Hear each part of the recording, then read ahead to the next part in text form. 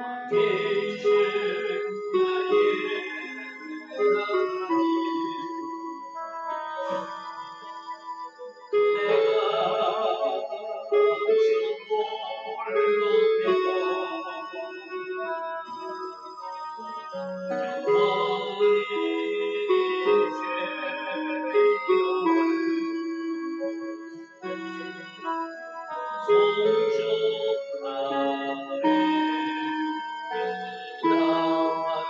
나의 하나님, 왕이신 나의 하나님, 내가 주로 높이고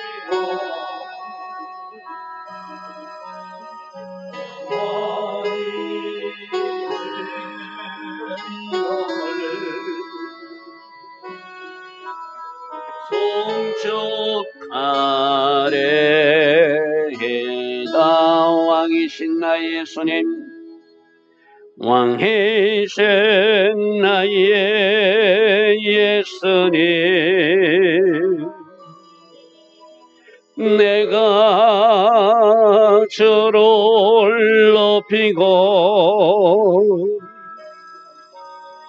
영원히 주의 이름을 송축하래다. 왕이신 나의 예수님, 왕이신 나의 예수님, 내가 주를 높이고 영원히 주의 이름을 송축하래다. 왕이신 나의 성령님, 왕이신 나의 성령님, 내가 주를 높이고 영원히 주의 이름을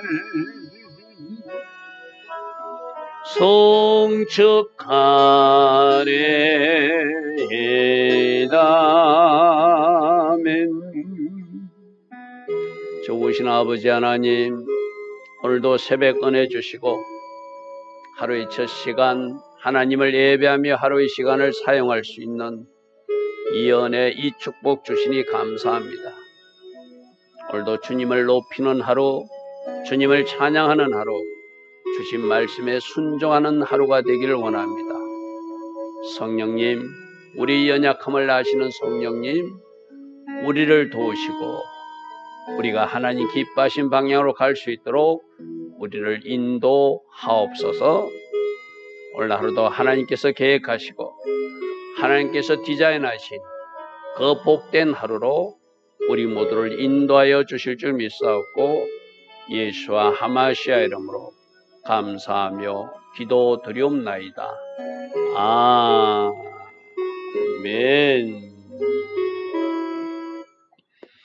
오늘도 새벽에 일어나 하나님을 예배하는 여러분들을 축복합니다.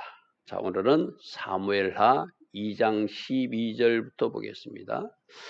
하나님이 계획 가운데 사무엘로부터 기름 부음을 받고 15년이 되어서 드디어 유다 지파의 왕이 되었습니다. 다윗에게는 좋은 일이었습니다. 그죠?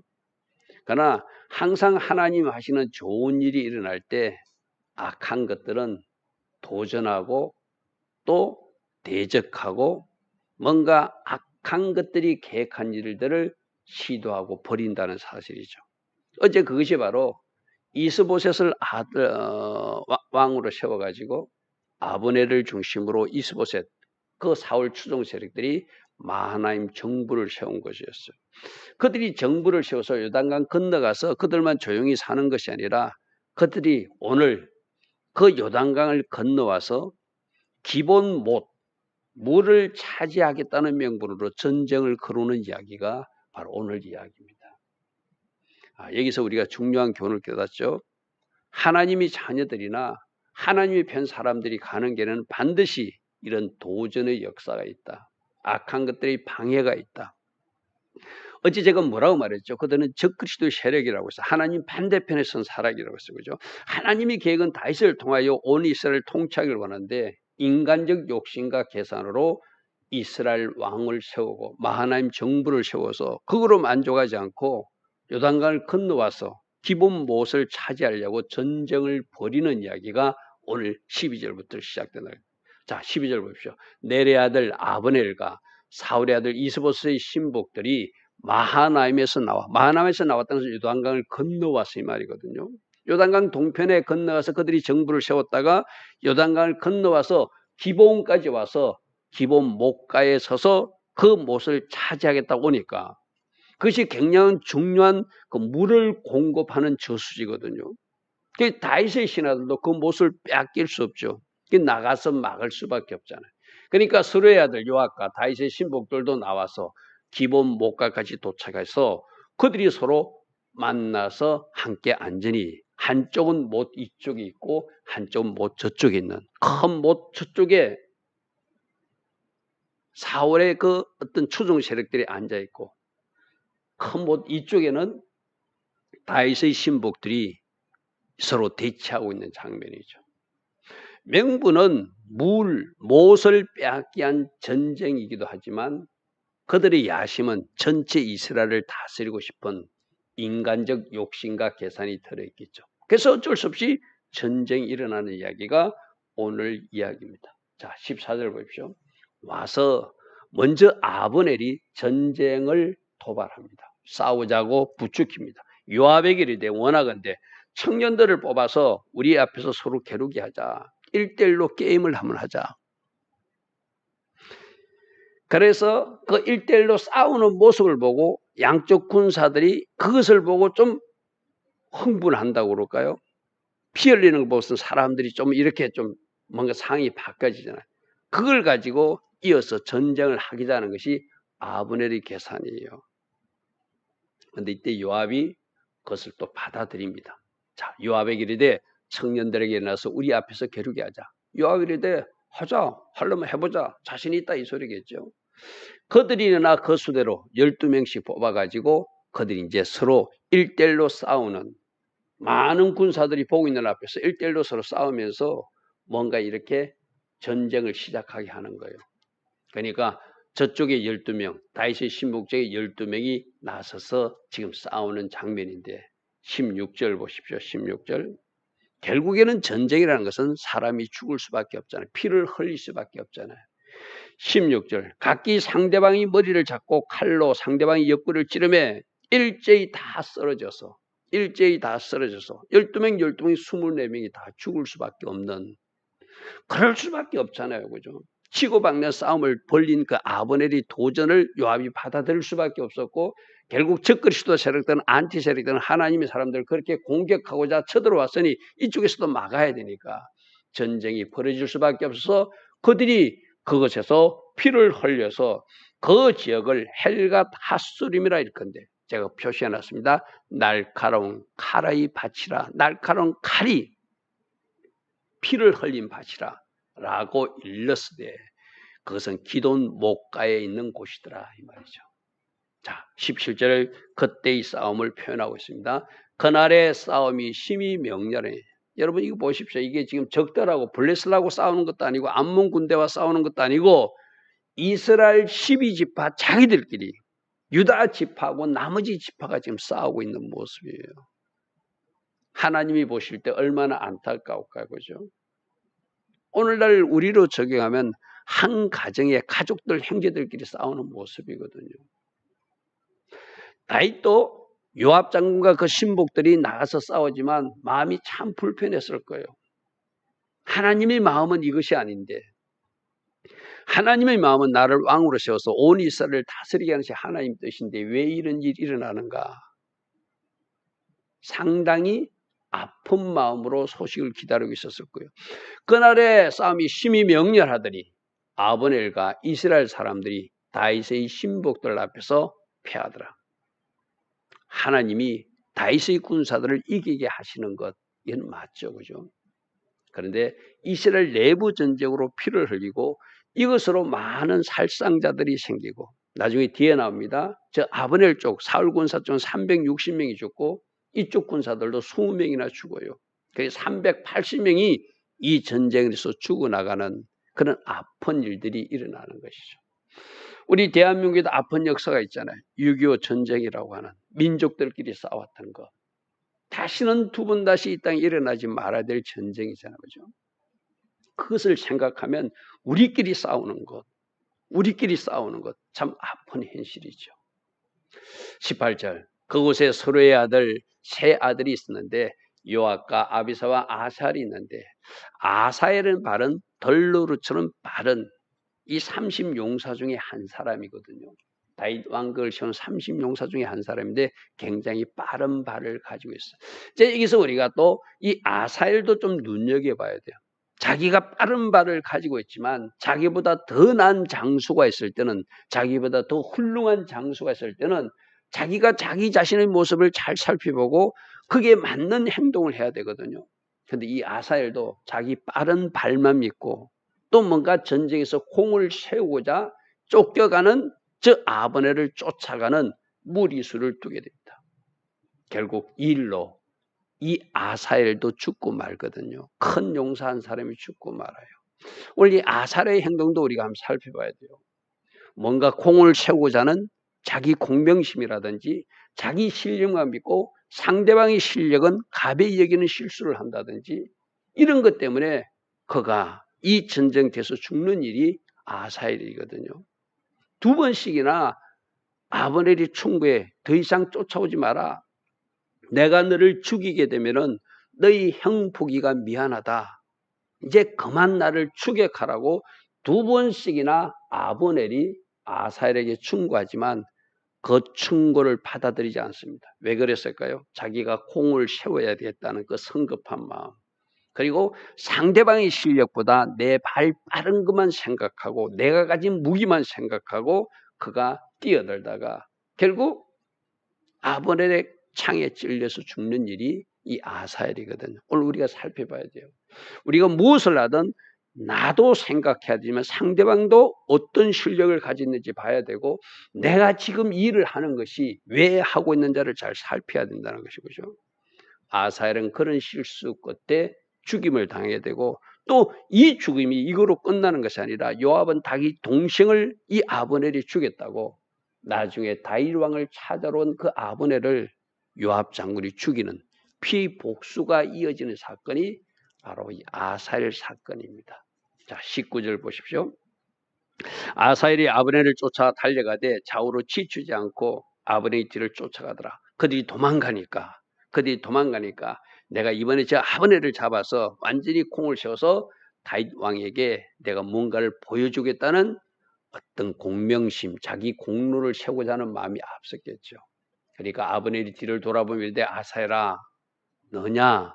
대답하되 납니다 하니까 아브넬이 그에게 이르되 너는 왼쪽으로나 오른쪽으로 가서 청년 하나를 붙잡아서 그의 군복을 빼앗아서 그것을 전리품 삼아서 네가 이안을 삼았으면 좋겠다. 굳이 네가 나를 쫓아오는 것은 좀 무리다. 아브넬도 굉장히 훌륭한 사울의 장군이었거든, 그죠? 근데 내가 볼 때는 네가 나의 대적은 안 되는 것 같아. 네가 발 빠른 것은 내가 알지만 너 계속 나를 쫓아오면 죽게 돼. 그러니까 너도 공을 세워야 되니까 저쪽에 가서 청년 하나 잡아서 자기들 군사 청년 하나 잡아서 그 군복을 빼앗아서 전리품 삼아 돌아갔으면 좋겠다. 그렇게 충고 아닌 충고를 해줍니다. 근데 아사엘이 그렇게 하기를 원하지 않고 계속 뒤쫓아갔다는 거예요. 그러니까 22절에 또 한 번 아브넬이 그만 쫓아오라. 이제 그만 쫓아오라. 거쳐라라고 말해. 아브넬이 다시 아사엘에게 이르되 너는 나 쫓기를 거치라. 내가 너를 쳐서 땅에 엎드러지게 할 까닭이 무엇이냐. 그렇게 하면 내가 내 형 요압을 어떻게 보겠느냐. 서로 아는 사이거든요. 그런데 지금 이스라엘과 다윗의 군대로 나눠져서 싸우는 상황에서 나 네 형 요압을 생각해서라도 아살을 죽이고 싶지 않다. 그만 쫓아왔으면 좋겠다. 2번씩이나 충고를 해주거든요. 그런데 이 충고를 아사엘은 받아들이지 않습니다. 그가 물러나기를 거절하며 아브넬이 창 뒤끝으로 그의 배를 찌르니 계속 쫓아오니까 들고 있던 창으로 뒤를 찔러서 그의 배를 찔러 죽게 만들었다는 것이죠. 그래서 그곳에 엎드러져 죽음에 아살이 엎드러진 그 죽은 곳에 이르는 자들이 자기들 장군 하나가 죽었으니까 군사 하나가 죽었으니까 더 이상 추격하지 못하고 멈추어 서더라. 23절에서 이렇게 말합니다. 다시 한번 이 아사리를 잘 살피시기 바랍니다.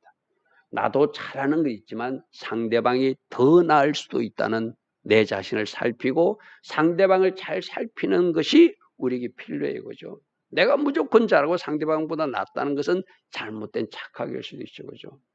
그리고 자기가 뭔가 공을 세우겠다는 욕심이 꽉 들어오게 되면은 누군가의 말도 들어오지 않는 거예요. 아브넬이 2번씩이나 충고했는데도 이 아사엘은 그것을 받아들이지 않습니다. 그죠? 우리가 삶에서도 적용할 것이 있습니다.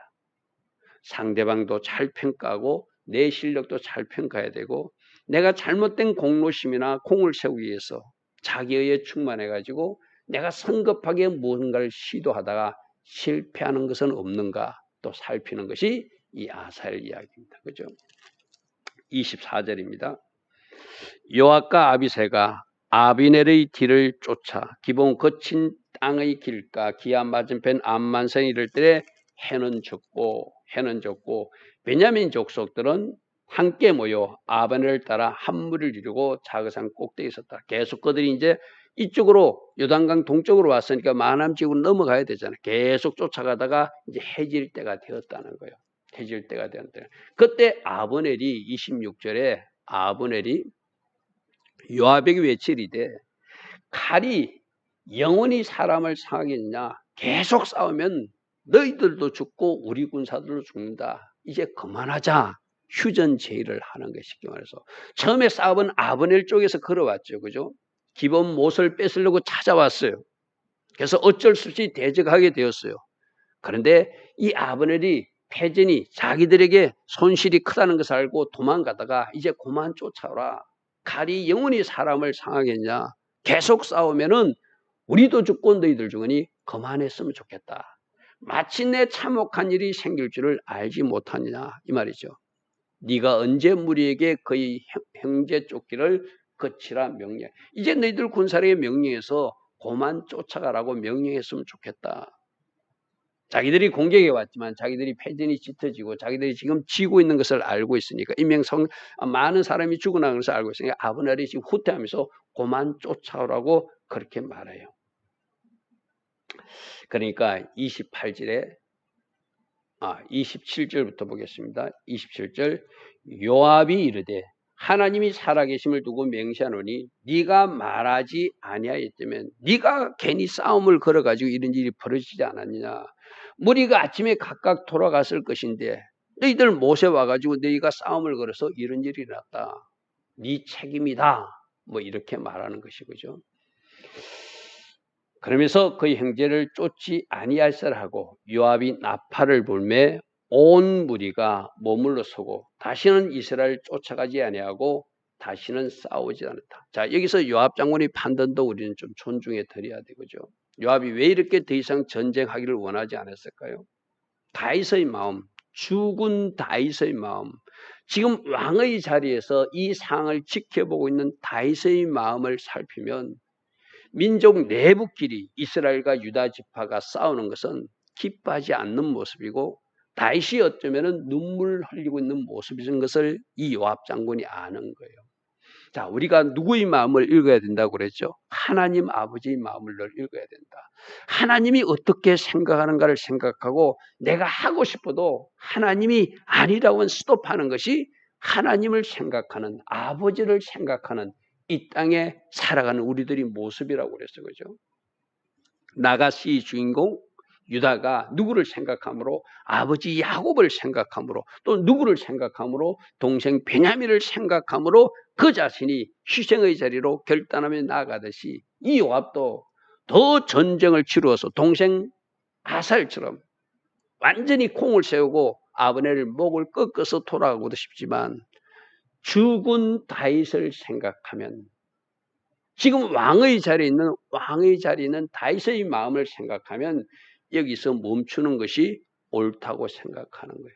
오늘 이 지혜도 우리에게 있어야 되죠. 지금 내가 하고 있는 일이 과연 하나님이 기뻐하신 일인가? 하나님이 기뻐하시면서 박수치는 일인가? 하나님이 스탑하라고 하는 일은 아닌가? 하나님이 하지 말라고 하는 일은 아닌가? 그것을 잘 헤아리는 사람이 지혜로운 사람이죠. 그죠? 요압은 그래서 전쟁을 멈추기래요. 요압이 나팔을 불 때 온 무리가 머물러 서고 다시는 쫓아가지 아니하고 싸우지 않더라. 자, 29절입니다. 아브넬과 그의 부하들이 밤새도록 걸어서 아라바를 건너 이제 요단 땅을 건너 그들이 온 마하나임 지역으로 돌아갔더라. 그들이 요단을 건너와서 공격에 왔다고 그랬잖아요. 그죠? 그러니까 30절 요압이 아브넬 쫓기를 거치고 돌아와서 무리를 다 모으니 다윗의 신하 중에서 19명과 동생 아사엘이 없어졌더라. 20명의 어떤 살상자가 발생한 것이죠. 그죠? 20명이 죽임을 당해서 이 전쟁은 내부 전쟁으로 아픈 일이잖아요. 그죠? 아픈 일이잖아요. 그리고 31절입니다. 31절. 다윗의 신복들이 베냐민과 아므레에서 속한 자를 쳐서 360명을 죽였더라. 그러니까 저쪽 이스라엘 군사들은 360명, 이쪽 군사 20명, 380명이 이 내부 전쟁으로 상하는, 죽임을 당하는 슬픈 역사가 다윗의 임기 초에 일어났던 이야기죠. 그죠? 다윗이 왕이 돼가지고 우리나라도 그렇잖아요. 국가 지도자가 그 나라를 책임지고 맡고 나서 여러 가지 사고가 나타나면 그 국가 지도자의 마음이 참 아픈 일이잖아요. 그죠? 이런 일들이 일어났어요. 32절 무리가 아사엘을 들어올려서 베들레헴에 있는 그의 조상묘에 장사하고 요압과 그의 부하들이 밤새도록 걸어서 헤브론에 이른 때에 날이 밝았더라. 이렇게 해서 이스라엘과 다윗의 군사들이 첫 번째 전쟁을 치르고 많은 살상자가 발생하는 슬픈 이야기가 오늘 이야기였습니다. 자, 우리 여기서 하나님의 사람들이, 하나님의 군대들이, 하나님의 편에 선 사람들이 나아갈 때는 반대자들이 도전하게 되고 반대자들이 싸움을 걸어온다. 이때 하나님의 사람들은 하늘의 지혜로, 하나님의 전략과 방법으로 잘 대처해야 된다. 이 아사엘처럼 성급하게 잘못하다 보면 낭패를 보게 된다. 그죠? 이 요압 장군이 끝까지 쫓아가서 죽여갈 수도 있지만 성기를 잡은 상태지만 그 자리에서 멈추는 것도 하나님 마음, 다윗의 마음을 읽었기 때문에 할 수 있는 일이다. 이런 것들을 잘 살피는 하루 되기를 바랍니다. 좋으신 아버지 하나님, 오늘 이스라엘과 유다의 내부 전쟁 우리가 살피게 하셨습니다. 우리가 가는 길에 싸움을 걸어오고 도전하는 악한 세력들이 있음을 우리는 이 세상에서도 경험하고 있습니다. 이때 하늘의 지혜로 분별력을 가지고 잘 대처할 수 있는 우리 모두 되게 하옵소서. 예수와 하마시아 이름으로 감사하며 기도드리옵나이다. 아멘.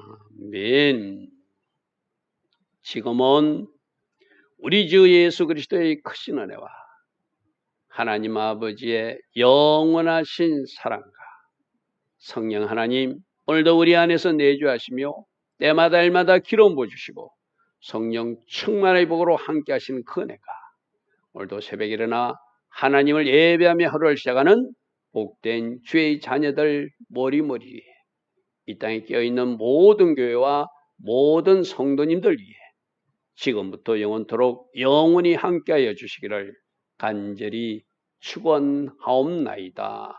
아멘.